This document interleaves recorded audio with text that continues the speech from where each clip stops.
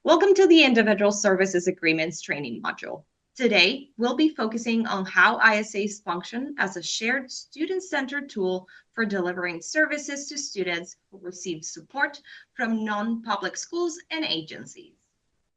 This training is meant to connect the legal requirements with what actually happens in practice so that services are delivered clearly, consistently, and in alignment with student IEPs. My name is Katya Borshov, and I'm an accountant with the El Dorado County CELBUS.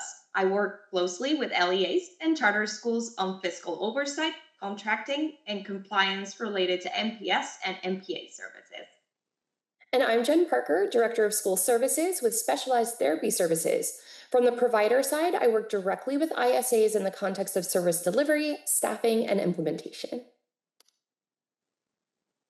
Here's a quick overview of what we'll cover today. We'll begin by discussing master contracts and individual services agreements, including their roles and requirements. Then we'll introduce the ISA form itself, followed by practical tips for completing and updating ISAs. I'll start by grounding us in master contracts, and then Jen will walk you through the ISA requirements and the form in more detail. This training is designed for IEP team members who work with students receiving services from an NPS or NPA, as well as special education coordinators, administrators, and district or charter staff responsible for contract management. Anyone involved in authorizing, monitoring, or supporting non-public services will benefit from understanding how ISAs fit into the overall service delivery process. When a student's IEP includes services from a non-public school or agency, something critical must happen between the IEP meeting and the first day of service. The IEP decisions must be translated into a legally binding agreement that specifies exactly what services will be provided, by whom, and at what cost. That agreement is the Individual Services Agreement, or ISA. By the end of this module, you'll understand the relationship between master contracts and individual services agreements and what ISAs must include to meet legal requirements. You'll also learn how to complete the CELBUS ISA form step by step and when and how ISAs should be updated as student needs change. ISAs are a shared student-centered tool that play a critical role in translating a student's IEP into clearly defined actionable services. They support alignment, consistency, and fidelity in how services are delivered across LEAs and providers. With that big picture in mind, I'm going to start by walking us through master contracts because they provide the framework that allows ISAs to be developed and executed. Before we talk about individual services agreements, we need to step back and talk about master contracts because ISAs do not exist on their own. Master contracts are the foundation that allows LEAs to work with non-public schools and non-public agencies. Without this foundation in place, you can't legally authorize services through an MPS or MPA. This section is about understanding what master contracts are, what role they play, and just as important, what they do not do.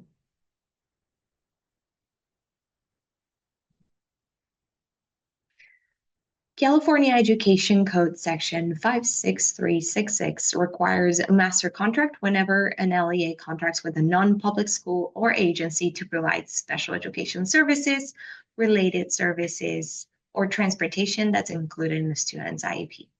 So anytime an MPS or MPA is involved in delivering IEP services, a master contract isn't optional, it's required.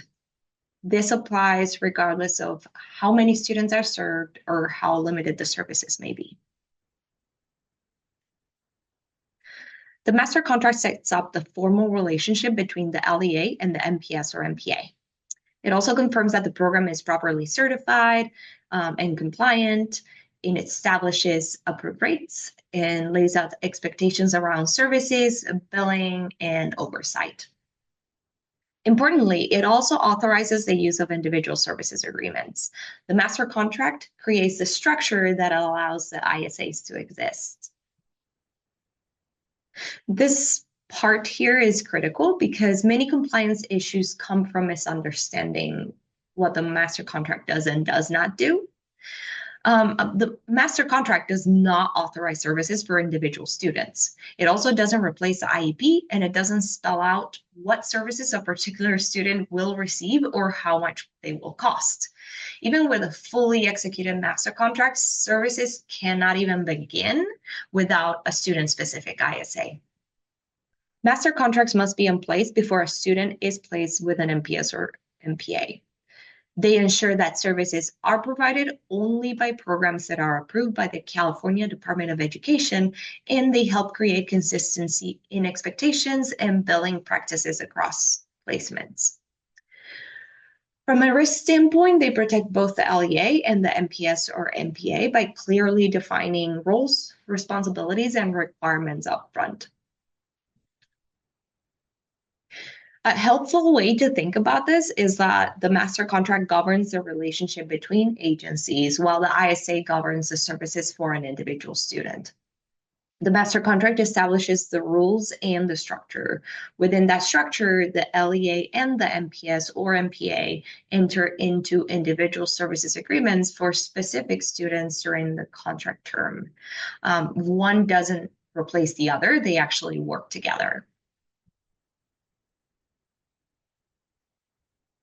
So this is where the ISA comes into play. The ISA takes the framework created by the master contract and applies it to a specific student by reflecting what's written in the IEP. It documents the services, the timelines, and the costs for that student, and it serves as the actual authorization for services to begin. Without both a master contract and an ISA in place, services should not be delivered. A common misconception is that once a master contract is signed, services can automatically start. That's not the case. I already said that. The ISA is what activates the services. The ISA translates IEP decisions into a student-specific legally binding agreement. To be compliant, all three pieces must align and be in place: the IEP, the master contract, and the ISA. Now let's discuss individual service agreements and their requirements. Per California Ed Code Section 56366, the master contract shall include an individual services agreement for each pupil placed by a local education agency that will be negotiated for the length of time for which the non-public school or agency's special education and designated instruction and services are specified in the pupil's individualized education program. So, why do we use individual service agreements? ISAs are used in conjunction with master contracts to document the agreement between the LEA and the non-public school or agency regarding the special education and related services that will be provided for each student by the agency. I wanted to take a moment and highlight an important resource for you before we move on. It's important to note that the NPA or NPS designation indicates that the program has been approved by the California Department of Education to provide special education and related services. The CDE maintains a list of approved programs and agencies on their data collection and reporting webpage, which can be accessed via the link embedded in the PowerPoint. The list is updated and replaced on CDE's page roughly quarterly. It should always be accessed directly from the webpage by scrolling down to the Non-Public Schools and Agencies Certification Data Worksheet, as shown in the screenshot here. It's a good idea to re-download the file each time you need to access it. Now let's move on to what's required in an ISA. Per California Education Code 56366 and the CDE's guidance on non-public schools and agencies, the ISA must include, as specified in the student's IEP, the type of special education and services to be provided and the duration of those services. Additionally, master contracts and ISAs should be initiated prior to or at the start of the school year and should be finalized within 60 days. While the legal requirements for what must be included in an ISA are limited, there are several other best practice items to include in an ISA. Because the ISA is a legally binding contract between the LEA and the non-public school or agency, it's best practice to include demographic information for the LEA and NPS or NPA, the student demographic information, and other contract terms, including the number of days in the LEA's regular and extended school year, the rates for each service to be provided, the estimated yearly cost of such services, and fields to indicate approval of the contract by both the LEA and the non-public agency or school. Further, it's important for the ISA to mirror what is in the IEP. It should be a direct translation of the student's IEP when it comes to special education and related services. Service codes must match those listed on the Offer of FAPE services page. The frequency and duration must match exactly. For instance, if the IEP calls for speech and language services twice monthly, that is what should also be reflected on the ISA. Similarly, service minutes must match the session length as indicated in the IEP. Finally, only those services on the Offer of FAPE services page that will be provided by the non-public school or agency should be included in the ISA. Services that are not accounted for within the IEP should not be included in the ISA. Next, we'll dive into an introduction of and review the ISA form.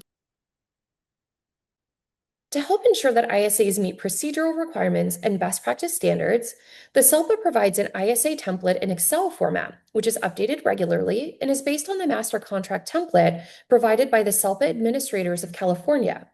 You can find the file by clicking the link embedded in your PowerPoint. We'll touch on this later, but similar to the CDE certification data worksheet for non-public schools and agencies, this form includes embedded information that can change from time to time.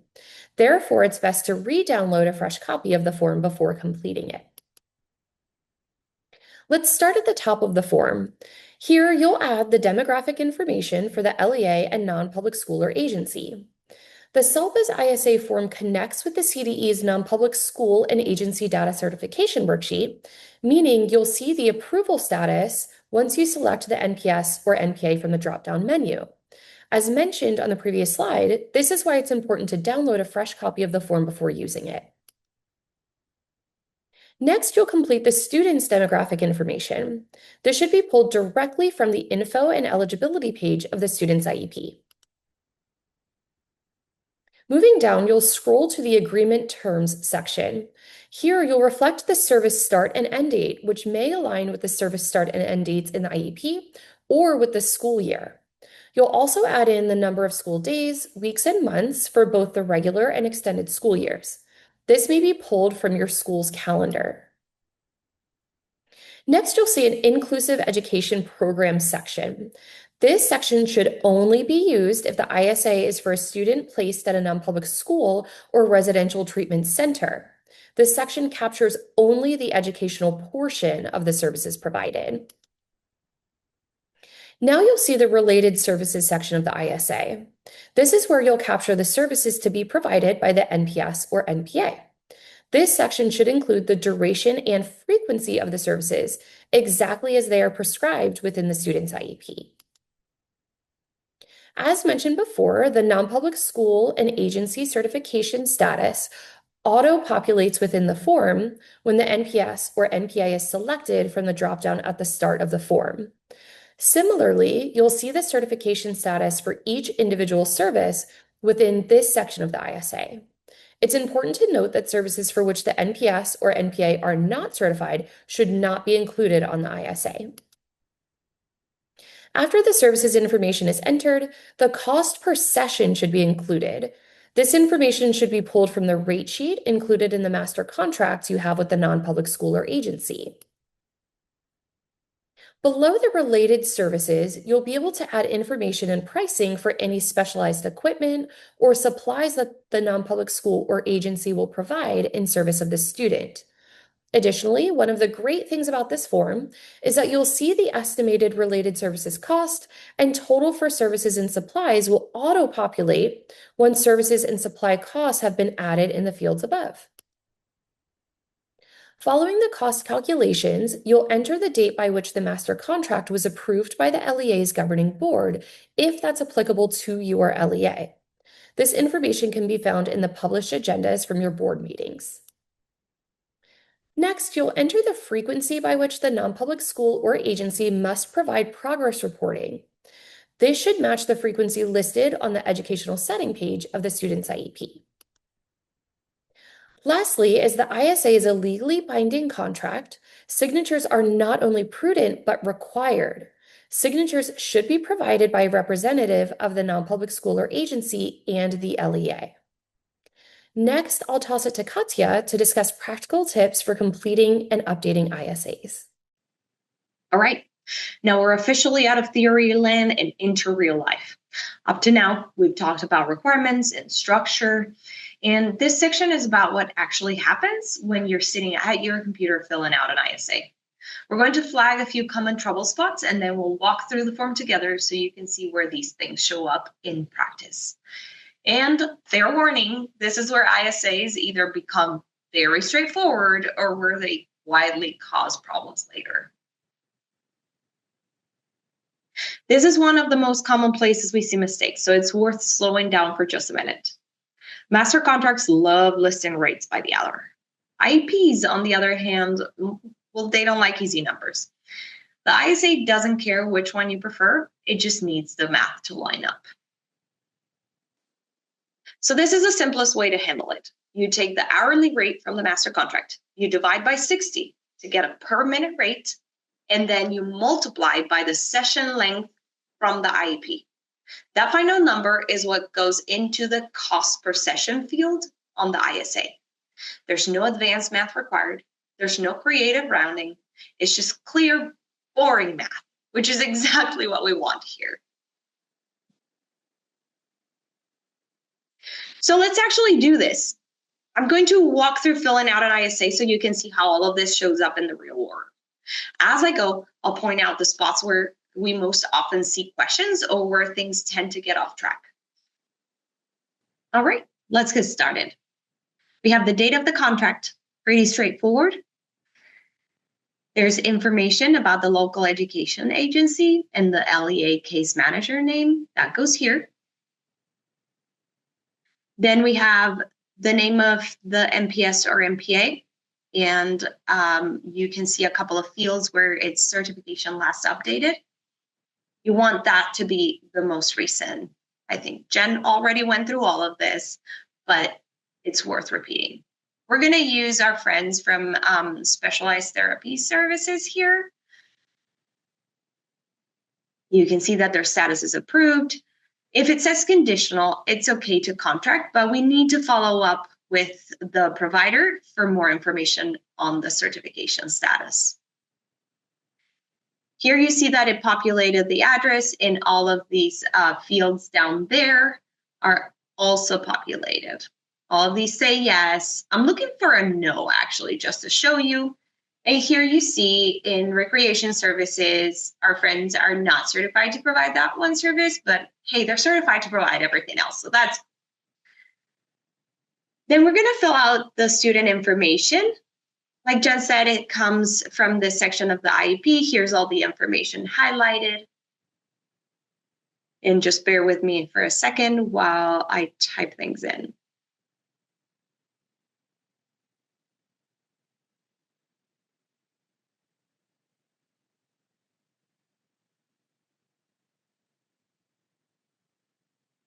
Perfect. Then for the address, we're going to pull it from this part of the IEP. Now we're going to move on to the contracted dates. I'm going to pull up my services page over here, the offer of FAPE service. We're going to scroll down. Now we have the related services over there. So for the contracted dates, I'm going to use the start of the service. And then for the end date, we don't want to go past June 30th because we have to do a new master contract in ISA every school year starting July 1st. Here we're going to put the number of instructional days that we are contracting for the service. This number can come either from the LEA calendar or if the student is placed at an MPS, then they're going to have their own calendar. So I'm just going with 170. For a number of weeks, I'm going with the 34. And for the number of months, I'm going to go with 9. And then I'm going to put something outrageous for ESY days. We do want to make sure that ESY is marked yes in the IEP before we put a number here. So yes, outrageous number. I'm going to go with 40. Then for the average number of minutes, you should find that in the master contract. But we're going to go with 360 because that is what it says for SAI. So I assume that's going to be the same for instruction. And then we're going to move to the educationally related services. This section right here, like Jen said, it applies only to non-public schools, not non-public agencies, as you can see. So we're going to take a look at the minutes. You can see we're using our friends from Specialized Therapy Services, which is an MPA, but we're going to assume they're an MPS. We're going to go to the rate sheet, which is part of the master contract, and that should be filled out. But we're going to look at the daily basic education rate. That is what we're going to populate over here. So that's going to be 288, 288. So what you're going to see here is how these things propagate from here to there, from here to there. And then this 170 goes down here, and this 40 gets populated there. And then all of it together gets multiplied to give us the projected basic education costs for RSY and ESY. All right, let's move on to the actual services. We did SAI, don't need to worry about that. That's part of the educational rate. The next service that we're going to look at is occupational therapy.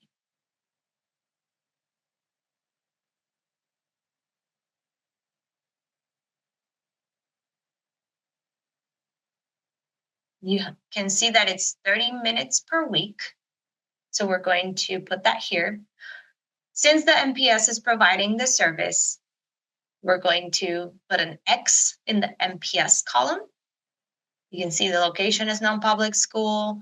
The provider is the MPS, so we're just putting an X there. The duration per the IEP, so the number of minutes, is going to be 30. Then the number of times, it's 1 weekly, so we're going to put a number 1 here.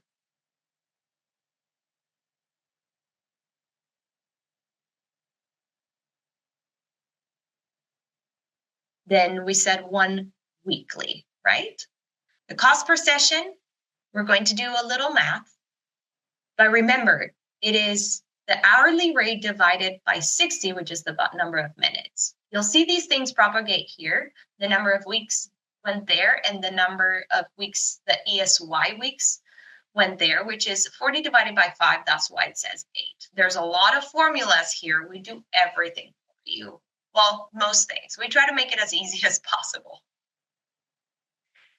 Now, for the cost per session, remember we said hourly rate divided by 60 minutes times the number of IEP minutes. The first one is going to be pretty easy. Occupational therapy is $60 per hour, and an hour has 60 minutes. So I'm going to pull out my trusty calculator, but 60 divided by 60, right?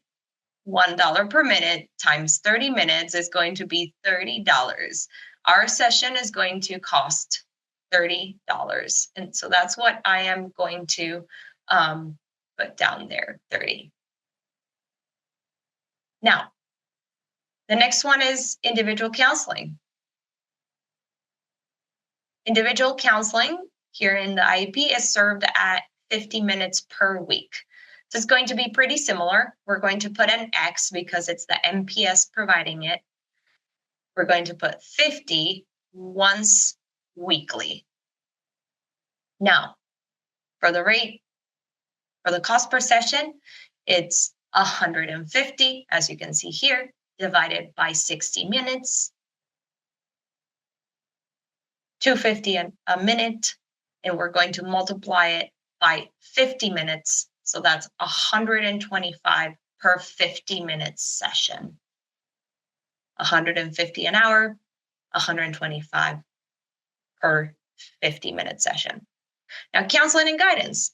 It's going to be pretty similar, except the rate is different. So 51 weekly, and this rate, the hourly rate is $90. So once again, 90 divided by 60, 150 a minute times 50 minutes, $75 per 50-minute session. Now, behavior intervention services. This is going to be slightly different, but not too much. For behavior, once again, it's provided by the NPS. We're going to type here 135. And then we're going to say once daily. And so we're going to interpret that the session is the day, right? So 135 minutes per day. And here is the rate, $112.50 per day. And we have all of these numbers, right? That's what all of our related services are going to cost. The occupational therapy, the counseling and guidance, the behavior services. You have all the rates right there. Now, transportation, it's marked yes in the IEP, but is the NPS actually providing the transportation? It actually says that it is the LEA's responsibility. So I'm just going to put it in the ISA just to mark that it is not the NPS's responsibility. So, we're not going to put any rates assigned because this is a contract between the LEA and the NPS. So we're just going to indicate that the LEA is going to provide transportation. And we'll leave the cost per session empty. So now you can see here that $33,285, that's the total cost of the related services. And that came from this right here. And then the total estimated maximum for this contract adds up the basic education costs and the related services. So that all comes up to $93,765. You can add specialized equipment right here in the rate. You can also add other provisions if you want to outline something. Then you can say when the master contract was approved by the governing board, if that applies to your LEA. Some LEAs don't have that protocol. Then the progress of reporting requirements would go here. And then all that's left is signatures, the contractor and the LEA. You want it to be fully executed. You want everybody to sign. That's pretty much it. Before we move on, I want to pause for one quick but important scenario that we didn't cover in the live demo, which is bundled rates. If your provider uses bundled pricing, you must still list each service on its corresponding line in the ISA. But instead of entering a dollar amount or the service included in the bundle, you'll write included in the rate field. That way, the services are clearly documented and aligned to the IEP, but you're not double counting costs. Then at the bottom of the form, we use the other field to enter the bundle rate itself. In this example, we're labeling it as mental health bundled rate. So it's clear what that cost represents. This keeps the ISA transparent, readable, and aligned, and it makes it very clear how the total cost is being calculated. This is one of those looks weird the first time, works beautiful forever situations. So You filled out your ISA. Congrats! It's signed, sealed, delivered, and it's bundled. Now what? This is where things can fall apart, actually. ISAs don't just sit there forever, they live and die by the IEP. So when the IEP changes, the ISA should be the next thing you think about. It's not about perfection, it's about alignment. So once you're in the habit of thinking IEP change equals ISA check, when should you update an ISA? That's a great question. I'd love to tell you. So these are the big ones. If a service is added, discontinued, or its frequency or duration changes, that's your cue to update the ISA. If a student moves to a different NPS or NPA, that's always a new ISA. And then one that sometimes sneaks up on people is the start of a new fiscal year. July 1st means a new master contract and a new ISA, even if everything else stayed the same. This is another area where we get a lot of questions, so it's worth slowing down for a minute. ISAs are written per provider and per student at the same time. So if a student receives services from more than one NPS or NPA, it's completely normal for them to have more than one ISA. That also means a single ISA may not include every service listed in the IEP, and that's okay. Each ISA only reflects what that specific provider is delivering. What does matter is that when you look at all of the ISAs together for one student, they fully line up with the same student's IEP. And just to be clear, ISAs cannot add services. So if it's not in the IEP, then it cannot be in an ISA. And if you remember nothing else from today, and I know this was a lot, remember this: the ISA should mirror the IEP. That one rule will get you out of most trouble before it starts. When ISAs are done well, everyone benefits, especially the students. At the end of the day, this is really about more than paper. When ISAs are completed correctly and kept current, services start on time, expectations are clear, and everyone's on the same page. That's better for LEAs, providers, and most importantly, the students. You don't have to memorize all of this. We are posting the slides. And then the templates and resources listed here are designed to support you. If you have any questions or something doesn't look right, that's what our team is here for. Thank you so much for taking the time to watch this web module and for the work you do every day to support your students. If you have any questions or need additional support, you can reach out to the SELPA Business Services team using the contact information listed here.